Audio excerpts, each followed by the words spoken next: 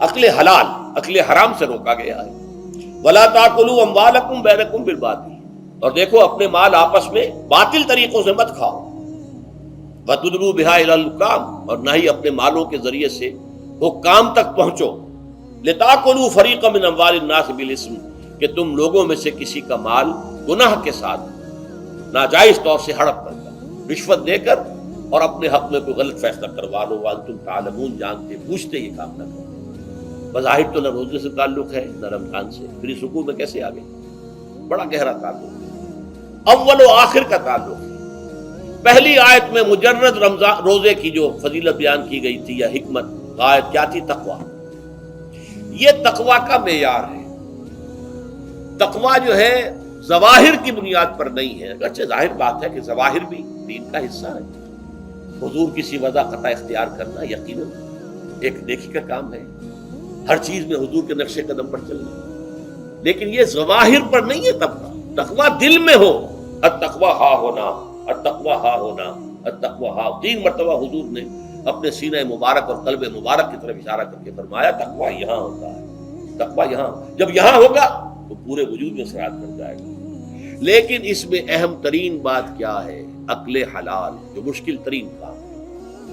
حرام کا لقمہ نہ آئے، ورنہ جیسے کہ کہا گیا ہے دعا کے بہترین مقام پر پہنچ گئے ہو، حرم کعبہ کے ملتزم کے ساتھ چمٹے ہوئے ہو اور دعائیں کر رہے ہو، اب اس سے زیادہ دعا کی قبولیت کا کون سا وقت ہو؟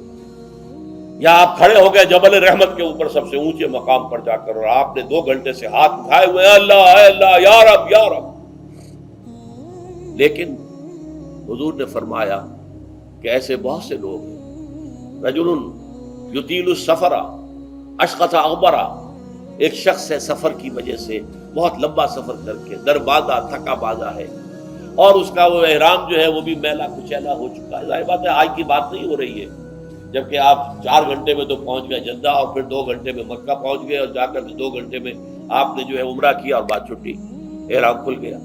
تو اس میں کہاں وہ احرام میلا ہوگا، اور کہاں آپ کا بیل کچیل ہوگا، اور کہاں آپ کے جسموں سے جو ہے پسینوں کی بو آئے گی؟ نہیں۔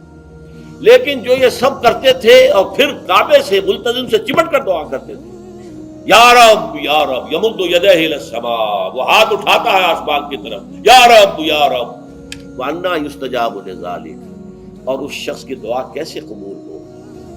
وَمَطْعَمُهُ حَرَامٌ، اس کے پیٹ میں جو غذا پڑی ہوئی ہے وہ حرام سے ہے۔ مَلْبَسُهُ حَرَامٌ، اس کا لباس جو اس نے پہنا ہوا ہے چاہے وہ احرام ہی ہے وہ حرام کے پیسے سے کمایا گیا۔ وَغُذِيَ بِالْحَرَامِ، اور اس کا پورا جسم جو ہے جس غذا سے یہ تنو توش تیار ہوا ہے وہ حرام ہے۔ ایسے آدمی کی دعا وہاں پہنچ کر بھی قبول نہیں ہوتی۔ لہذا تقویٰ کا اصل معیار عقل حلال، روزی حلال کی۔